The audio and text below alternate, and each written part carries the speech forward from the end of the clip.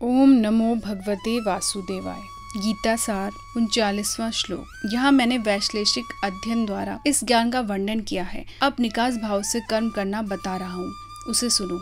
हे पृथापुत्र, तुम यदि ऐसे ज्ञान से कर्म करोगे तो तुम कर्म के बंधन से अपने को मुक्त कर सकते हो। तात्पर्य: वैदिक कोश निरुक्ति के अनुसार सांख्य का अर्थ है विस्तार से वस्तुओं का वर्णन करने वाला, तथा सांख्य उस दर्शन के लिए प्रयुक्त मिलता है जो आत्मा की वास्तविक प्रकृति का वर्णन करता है, और योग का अर्थ है इंद्रियों का निग्रह। अर्जुन का युद्ध न करने का प्रस्ताव इंद्रिय तृप्ति पर आधारित था। वह अपने प्रधान कर्तव्य को भूलकर युद्ध से दूर रहना चाहता था, क्योंकि उसने यह सोचा था कि धृतराष्ट्र के पुत्रों को अर्थात अपने बंधु बांधवों को परास्त करके राजभोग करने की अपेक्षा अपने संबंधियों तथा स्वजनों को न मारकर वह अधिक सुखी रहेगा। दोनों ही प्रकार से मूल सिद्धांत तो इंद्रिय तृप्ति था। उन्हें जीतने से प्राप्त होने वाला सुख तथा स्वजनों को जीवित रखने का सुख, ये दोनों इंद्रिय तृप्ति के धरातल पर एक हैं, क्योंकि इससे बुद्धि तथा कर्तव्य दोनों का अंत हो जाता है। अतः कृष्ण ने अर्जुन को बताना चाहा कि वह अपने पितामह के शरीर का वध करके उनके आत्मा को नहीं मारेगा। उन्हें यह बताया कि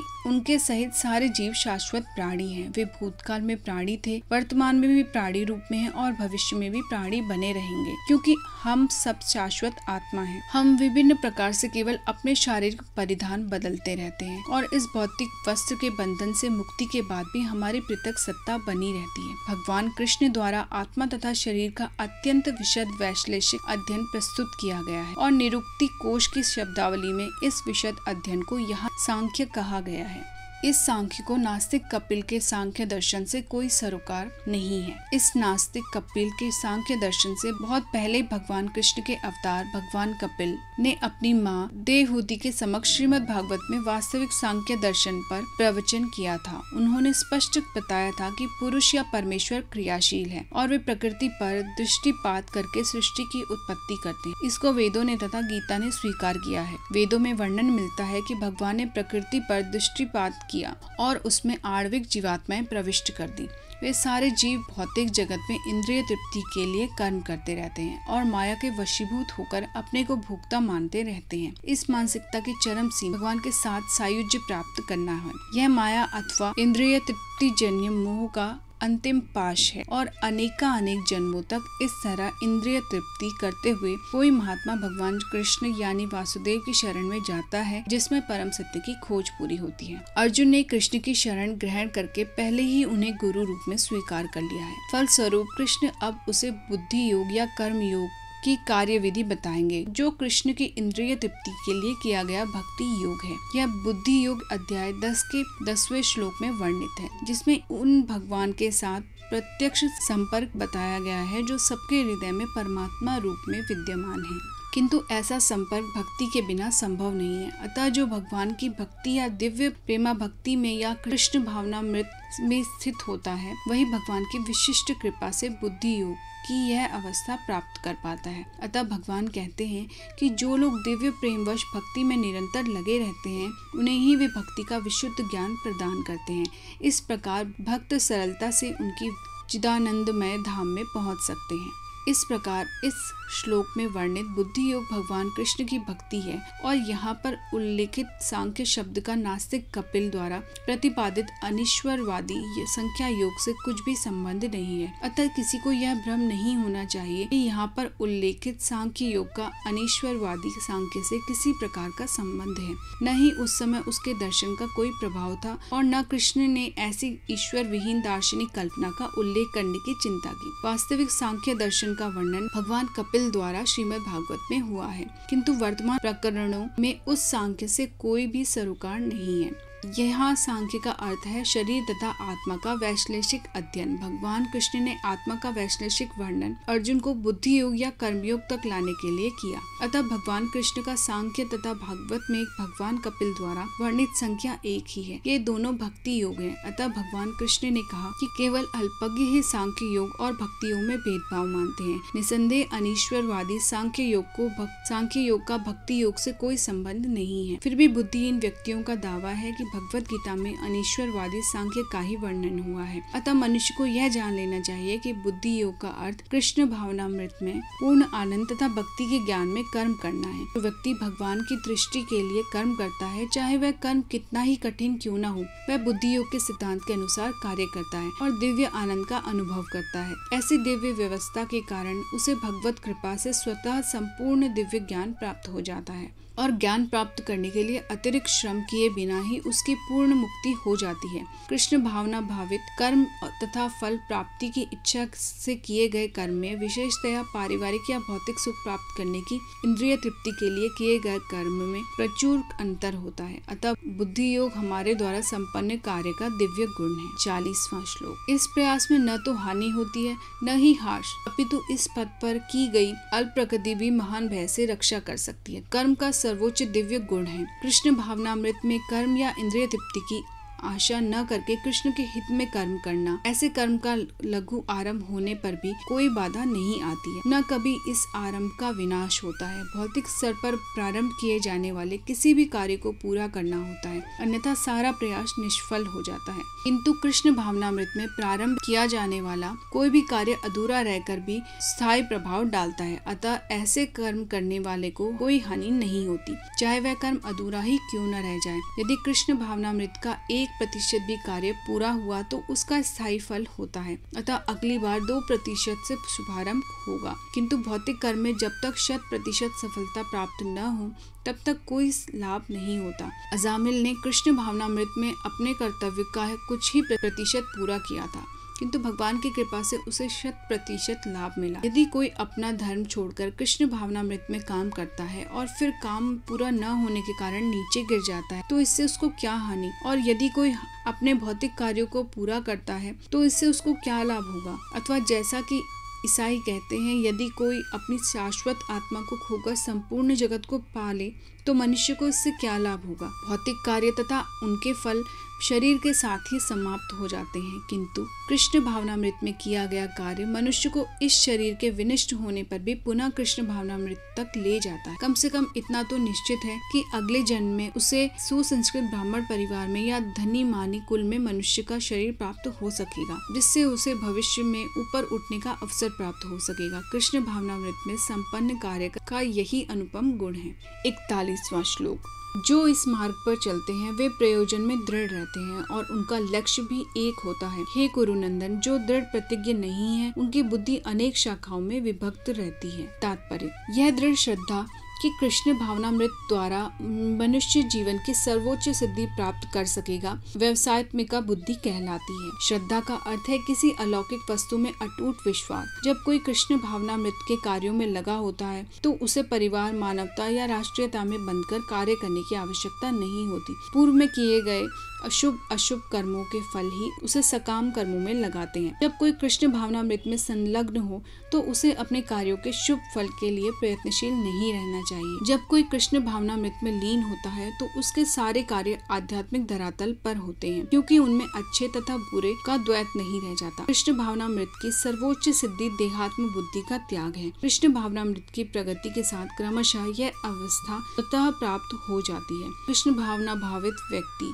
का दृढ़ निश्चय ज्ञान पर आधारित है। कृष्ण भावना भावित व्यक्ति अत्यंत दुर्लभ जीव है, जो भली भांति जानता है कि वासुदेव या कृष्ण समस्त प्रकट कारणों के मूल कारण हैं। जिस प्रकार वृक्ष की जड़ सींचने पर स्वतः ही पत्तियों तथा टहनियों में जल पहुंच जाता है, उसी तरह कृष्ण भावना भावित होने पर मनुष्य प्रत्येक प्राणी अर्थात अपनी, परिवार की, समाज की, मानवता की सर्वोच्च सेवा कर सकता है। यदि मनुष्य के कर्मों से कृष्ण प्रसन्न हो जाए तो प्रत्येक व्यक्ति संतुष्ट होगा। किंतु कृष्ण भावनामृत में सेवा गुरु के समर्थ निर्देशन में ही ठीक हो पाती है, क्योंकि गुरु कृष्ण का प्रामाणिक प्रतिनिधि होता है, जो शिष्य के स्वभाव से परिचित होता है और उसे कृष्ण भावनामृत की दिशा में कार्य करने के लिए मार्ग दिखा सकता है। अतः कृष्ण भावनामृत में दक्ष होने के लिए मनुष्य को दृढ़ता से कर्म करना होगा। कृष्ण के प्रतिनिधि की आज्ञा का पालन करना होगा। उसे गुरु के उपदेशों को जीवन का लक्ष्य बना लेना होगा। गुरु की दृष्टि से भगवान भी प्रसन्न होते हैं। गुरु को प्रसन्न किए बिना कृष्ण भावनामृत के स्तर तक पहुंच पाने की कोई संभावना नहीं रहती। अतः उनका चिंतन करना चाहिए और दिन में 3 बार उनकी कृपा की याचना करनी चाहिए और अपने गुरु को सादर नमस्कार करना चाहिए। किंतु यह संपूर्ण पद्धति देहात्म बुद्धि से परे सैद्धांतिक रूप में नहीं वरन व्यवहारिक रूप में पूर्ण आत्मज्ञान पर निर्भर करती है। जब सकाम कर्मों में इंद्रिय तृप्ति की कोई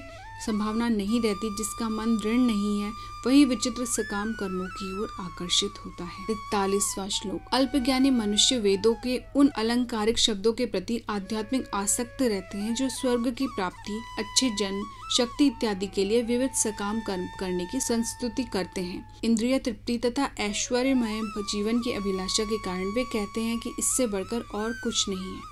तात्पर्य। साधारणतः सब लोग अत्यंत बुद्धिमान नहीं होते और वे अज्ञान के कारण वेदों के कर्मकांड भाग में बताए गए सकाम कर्म के प्रति अत्यधिक आसक्त रहते हैं। वे स्वर्ग में जीवन का आनंद उठाने के लिए इंद्रिय तृप्ति कराने वाले प्रस्तावों से अधिक और कुछ नहीं चाहते। जहाँ मदिरा तथा तरुणियां उपलब्ध हैं और भौतिक ऐश्वर्य सर्व सामान्य है, वेदों में स्वर्गलोक पहुँचने के लिए अनेक यज्ञों की संस्तुति है, जिनमें ज्योतिषोम यज्ञ प्रमुख। वास्तव में वेदों में कहा गया है कि जो स्वर्ग जाना चाहता है उसे ये यज्ञ संपन्न करने चाहिए और अल्प ज्ञानी पुरुष सोचते हैं कि वैदिक ज्ञान का सारा अभिप्राय इतना ही है। ऐसे लोगों के लिए कृष्ण भावनामृत के दृढ़ कर्म में स्थित हो पाना अत्यंत कठिन है। जिस प्रकार मूर्ख लोग विषैले वृक्षों के फूलों के प्रति बिना यह जाने कि इस आकर्षण का फल क्या होगा आसक्त रहते हैं, उसी प्रकार अज्ञानी व्यक्ति स्वर्गिक ऐश्वर्य तथा तज्जनित इंद्रिय भोग के प्रति आकृष्ट रहते हैं। वेदों के कर्मकांड भाग में कहा गया है,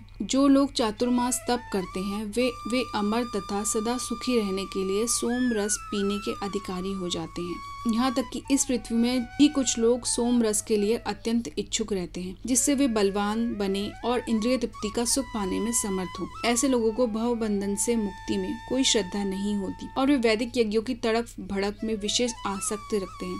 सामान्यतया विषयी होते हैं और जीवन में स्वर्गिक आनंद के अतिरिक्त और कुछ नहीं चाहते। कहा जाता है कि स्वर्ग में नंदन कानन नामक अनेक उद्यान हैं, जिनमें देवी सुंदरी स्त्रियों का संग तथा प्रचुर मात्रा में सोमरस उपलब्ध रहता है। ऐसे शारीरिक सुख निसंदेह विषयी हैं, अतः ये लोग वे हैं जो भौतिक जगत के स्वामी बनकर ऐसे भौतिक अस्थायी सुख के प्रति आसक्त। 44वां श्लोक। जो लोग इंद्रिय भोग तथा भौतिक ऐश्वर्य के प्रति अत्यधिक आसक्त होने से ऐसी वस्तुओं से मोहग्रस्त हो जाते हैं, उनके मनों में भगवान के प्रति भक्ति का दृढ़ निश्चय नहीं होता। तात्पर्य। समाधि का अर्थ है स्थिर मन। वैदिक शब्दकोश निरुक्ति के अनुसार जब मन आत्मा को समझने में स्थिर रहता है तो उसे समाधि कहते हैं। जो लोग इंद्रिय भोग में रुचि रखते हैं अथवा जो ऐसी क्षणिक वस्तुओं से मोहग्रस्त हैं, उनके लिए समाधि कभी भी संभव नहीं है। माया के चक्कर में पड़कर वे न्यूनाधिक पतन को प्राप्त होते हैं। 45वां श्लोक। वेदों में मुख्यतया प्रकृति के तीनों गुणों का वर्णन हुआ है। हे अर्जुन, इन तीनों गुणों से ऊपर उठो, समस्त द्वैतों और लाभ तथा सुरक्षा की सारी चिंताओं से मुक्त होकर आत्मपरायण बनो। तात्पर्य। सारे भौतिक कार्यों में प्रकृति के तीनों गुणों की क्रियाएं तथा प्रतिक्रियाएं निहित होती हैं।